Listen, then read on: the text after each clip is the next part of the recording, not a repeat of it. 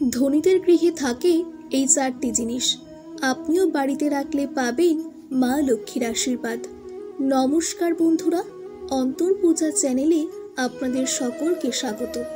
আশা করি ভগবানের আশীর্বাদে আপনারা সকলেই খুব ভালো আছেন। মা লক্ষ্মীকে সম্পদের দেবী বলা হয়। মা লক্ষ্মী যদি আপনার উপর প্রসন্ন হন তাহলে আপনার কখনো অর্থের অভাব হবে না। ধন সম্পদের দেবী মা লক্ষ্মীকে খুশি করার জন্য মানুষ অনেক ব্যবস্থা নেয়।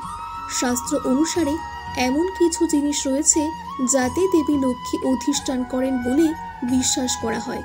এই জিনিসগুলি যদি কোনো ব্যক্তি বাড়িতে রাখেন তবে তার উপর দেবী লক্ষ্মীর আশীর্বাদ অনুসারে এমন কিছু জিনিস রয়েছে আর্থিক যাতে দেবী লক্ষ্মী বাস করেন বলে বিশ্বাস করা হয়। অনুসারে এই ধরনের জিনিস সম্পর্কে জেনে নেওয়া যাক।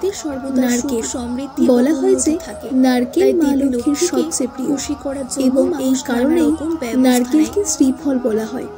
শ্রী মা লক্ষ্মীর অপর নাম।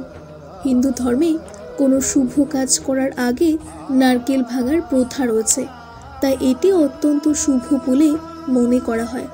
নারকেল ঘরে রাখলে মা লক্ষ্মীর আশীর্বাদ সবসময় থাকে। এর পাশাপাশি ঘরে কোনো আর্থিক সংকট থাকে না।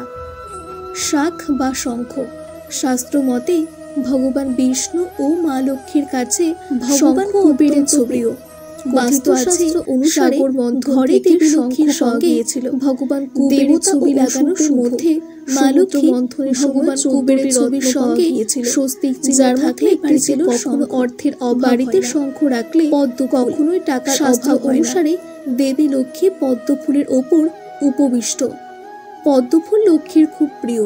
কথিত আছে যে বাড়িতে পদ্ম ফুল রাখা থাকে সেখানে দেবী লক্ষ্মী বাস করেন।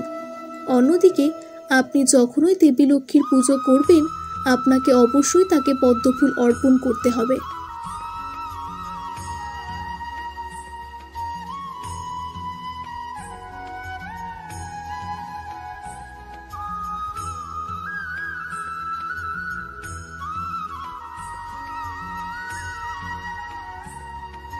প্রত্যেক মানুষই তার বাড়িটিকে সবচেয়ে সুন্দর করে তুলতে চায় এবং মা লক্ষ্মীর আশীর্বাদ সবসময় তার বাড়িতে থাকে, তাই মনে প্রাণে কামনা করে।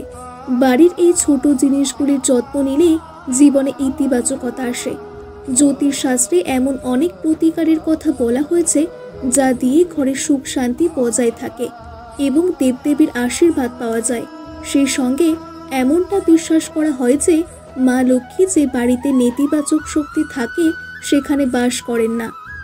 এমন সময় আপনার বাড়ির কিছু ছোট জিনিসের যত্ন নিলে আপনি জীবনে ইতিবাচকতা এবং বাড়িতে মা লক্ষ্মীর আশীর্বাদ বজায় রাখতে পারেন। জ্যোতিষশাস্ত্র অনুসারে আপনার বাড়ির জানলা এবং দরজাগুলি ভোর হওয়ার সাথে সাথে খুলে দিতে হবে, কারণ এগুলি থেকে সূর্যের রশ্মির সাথে ঘরে পজিটিভ শক্তি প্রবেশ করে এবং অর্থ আসে।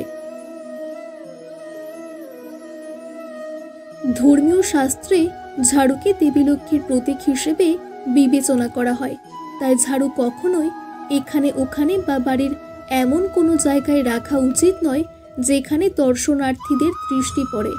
এছাড়া ঝাড়ু কখনো পা স্পর্শ করা উচিত নয়, তা না হলে দেবী লক্ষ্মী ক্রুদ্ধ হতে পারেন।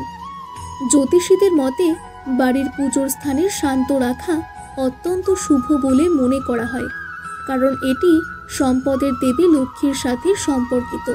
তাই নিয়মিত মা লক্ষ্মীর সঙ্গে শঙ্খের পুজো করুন।